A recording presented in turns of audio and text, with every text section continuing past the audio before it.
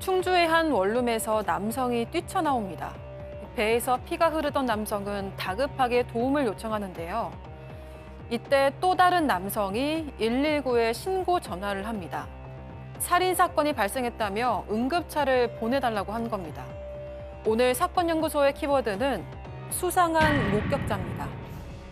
자, 2017년 한 원룸에서 2명의 사상자가 나왔는데요. 인터넷 때문이었다. 그렇습니다. 2017년 6월이었고요. 50대 그 수리기사가 인터넷 고장 수리 신고를 받고 한 원룸에 들어갔던 겁니다. 그런데 들어간 지 5분 만에 굉장히 심하게 부상을 입고 피를 흘리면서 뛰쳐나오면서 도와달라고 신고해달라고 그렇게 얘기를 했던 겁니다. 그리고 잠시 후에 또 한 사람이 머리 쪽에 부상을 입었다면서 뛰쳐나온 거예요. 그러면서 자기도 뭐 다쳤다면서 119에 직접 신고를 합니다. 이 사람은 인터넷 수리를 요청했던 50대 집주인이었고요. 그리고 살인사건이다. 응급차를 보내달라. 지금 뭐 피를 흘리고 난리가 났다라고 위급한 상황을 119에 신고를 했습니다. 자, 원룸에서 집주인하고 어떤 사람이 2명이 나왔어. 자, 그런데 둘 다 막 다쳤고 한 사람 또 신고하고. 자, 그러면은 제3의 인물이 거기서 막 흉기를 휘두른 거예요? 아니요. 일단 이 당시 실제 영상이 있거든요. 그걸 보면서 설명을 드리겠습니다. 예. 네, 한쪽 어깨에 가방을 둘러싼 사람이 있죠. 이 사람이 지금 50대 인터넷 수리 기사고요. 원룸 건물 안으로 들어가고 있습니다. 4분 뒤에 놀란 이웃이 뛰쳐나오고 이 경찰이 출동을 해서 옵니다. 이 빨간색 상의를 입고 머리를 감싸준 사람이 바로 원룸 주인 권 씨인데요. 곧이어서 크게 다친 인터넷 수리 기사 역시 들것에 실린 채로 옮겨집니다. 당시 경찰은 권 씨에게 어떻게 된 일이냐라고 물었지만 권 씨는 일단 빨리 병원에 옮겨달라면서 대답을 회피했습니다. 권 씨는 인터넷 수리기사보다 병원에 일찍 도착해서 치료를 받았고요. 수리기사는 인근 병원으로 옮겨졌다가 더 큰 병원으로 이송돼야 했었는데 결국 그 이송 중에 숨졌습니다. 그런데 이때 경찰들이 권 씨가 있던 병원에 다시 찾아와서 이 권 씨를 살인 혐의로 긴급 체포를 했습니다. 아니, 머리를 다쳤고 신고자였던 권 씨를 긴급 체포했다? 자, 당시 사건 현장에 있던 이 관계자들 유가족 얘기 들어보시죠.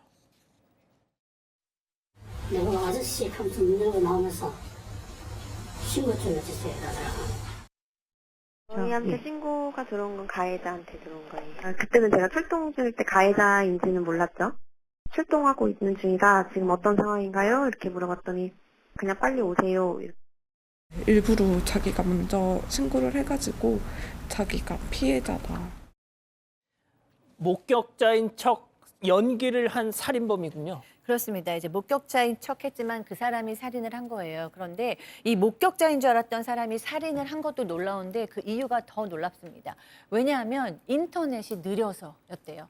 인터넷이 느려서 본인이 주식을 뭐 단타치기를 해야 되는데 인터넷 느려가지고 그거를 못했다 그러면서 그 인터넷 속도 고쳐주려고 온 기사를 기사가 인터넷에 이렇게 컴퓨터를 들여보고 있는 사이에 둔기를 이용해서 피해자의 뒷머리를 가격했고요. 피해자의 목과 복부를 향해서 흉기를 강하게 휘둘렀습니다. 그러면서 본인은 나도 손해를 봤다라고 얘기했습니다. 아, 이게 뭔 소리야 이게. 아니, 그러면은 인터넷 속도 올리는 무슨 뭘 하면 되지 왜 사람을 죽여. 이게 놀라운 게 이 50대인 권 씨인데요. 어머니하고 같이 살다가 10년 전에 어머니가 돌아가셨다고 합니다. 가족하고 인연을 끊고 혼자 살았는데 특별한 직업 하는 게 주식 투자, 게임 이런 것들을 했다고 해요. 근데 인터넷 속도가 매번 느리다고 업체에 항의를 했는데 왜 느린 줄 아십니까? 왜요? 최저렴한 사양을 썼기 때문에 느린 거예요. 아이고야. 돈 많으면 빨라지겠죠. 저사양 요금제를 쓰기 때문에 느렸고, 그래서 업체에서 계속 신고를 하면 업체가 좀 부담스러워했던 것 같아요. 수리기사가 계속 방문을 하는데 직원들 사이에는 가장 웬만하면 가기 싫은 그런 권 씨 집인데 이런 일들이 일어났다고 합니다. 아니, 프라임을 써야지 베이직을 쓰니까 느리지 이 사람아. 자, 그날 근데 가장 끔찍한 게 그날 이자가 누가 오든지 나는 오늘 일을 해치울 거다 뭐 이렇게 작심을 하고 있었다면서요. 네, 그리고 또 7년 전부터 해당 업체에 앙심을 품고 있었다 이렇게 진술하기도 했습니다. 그리고 또 이해하기 힘든 주장을 했는데요. 과거 다른 수리기사가 방문을 했을 때 내 컴퓨터를 느리게 하려고 침을 씹었다 이렇게 얘기를 한 겁니다. 하지만 이거는 속도 측정용 기계를 부착한 걸 보고 권 씨가 멋대로 오해한 거였고요. 이런 권 씨의 황당한 주장이 알려지면서 피해망상 환자라는 의견이 나왔고 권씨 측도 이 피해 망상으로 인한 우발적 범행이다 이렇게 주장을 하기 시작했습니다. 하지만 경찰은 권 씨의 치밀한 계획 범행이라고 판단을 했습니다. 권 씨는 긴급 체포를 당할 위기에 처하니까 병원 입원을 통해서 구속을 피하려고 했고 살인 전에 도주를 위해서 짐을 싸놓고 도피 자금까지 마련했다는 겁니다. 결국 권 씨는 사실 일주일 전부터 수리기사를 죽이려고 마음을 먹었다. 수리기사는 혼자 방문하기 때문에 범행이 수월할 거라고 판단했다. 이렇게 자백을 했습니다.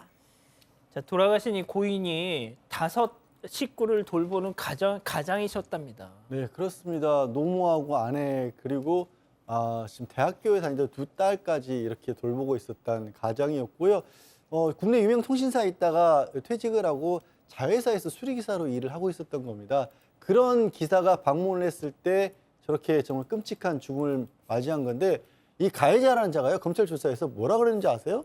이게 충분히 도망갈 기회가 있었는데 안 도망가서 사람이 죽었다라고 얘기를 했답니다. 그런 식의 변명 아닌 변명을 해서 1심에서는 무기징역형을 선고를 받았는데 또 형이 무겁다고 상소를 했는데 거기에서는 또 항소심에서 이게 좀 원래 그 수리기사가 먼저 폭행을 했다 이런 주장을 했지만 받아들이지 않았고요. 결국 무기징역은 확정이 됐습니다. 진짜 하다 인터넷 속도가 느려서 사람을 죽이는 이게 말이나 됩니까 이게? 네, 그렇습니다. 그러니까 이 사람 뭐 직장도 없이 매일 집에서 컴퓨터만 보다 보니까 뭐 사회에 대한 불만도 생기고 은둔형 외톨이의 생활 방식을 띄었고요. 거기에 뭐 누군가가 내 컴퓨터에 칩을 실었다 이런 식으로 피해 망상이 있었던 것도 사실인데요. 하지만 망상만으로 이렇게 살인을 저질렀다고 보기에는 도피 자금도 마련하고 있었고 계획을 하고 있었고 여러 가지 것들이 그렇죠. 지금 계획 범죄라는 것이 드러나잖아요. 그래서 망상만이었다라는 것은 변명이 되지 않을 것으로 보고 자기 삶에 자기가 책임을 져야 하는 그런 범죄를 저지른 건 확실합니다. 예, 알겠습니다. 사건 연구소 이렇게 정리하고요.